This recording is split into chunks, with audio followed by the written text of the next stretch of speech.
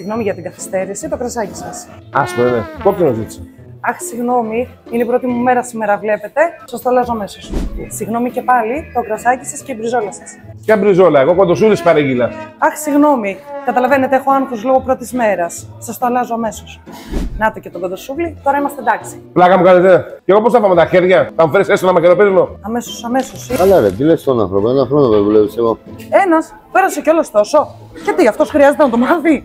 Καλά, ρε, να σοβαρευτείς, μέσα θα μπούμε με τις σου. Εντάξει. Αχ, γίναμε. Να φάμε και λίγο τώρα. Γι' αυτό τα κάνεις όλα αυτά, ρε. Σε έχω βρει ποτέ νηστικό και χωρίς φαγητό εγώ. Όχι αφεντικό, με παρεξήγησες. Απλά με πιάσε μια ζαλάδα από τη ζέστη. Τέλος πάντων, φάει γρήγορα. Μην μου κόσεις όμως και ψήσεις το καλεσί και πας την πάπια και σπάς τα πιάτα. Οκ. Μάλιστα, αφεντικούλη. Ευχαριστώ, αφεντικούλη. Εσύ με τον άφηνες να χραπακιάσει όσα πήγε κατά λάθος. Αλλά μεταξύ μας, αν έρθει στο στέκι του τζάμπα, θα την καταλάβεις. Θα μας βρεις κάπα μάνου 64 στα Χανιά.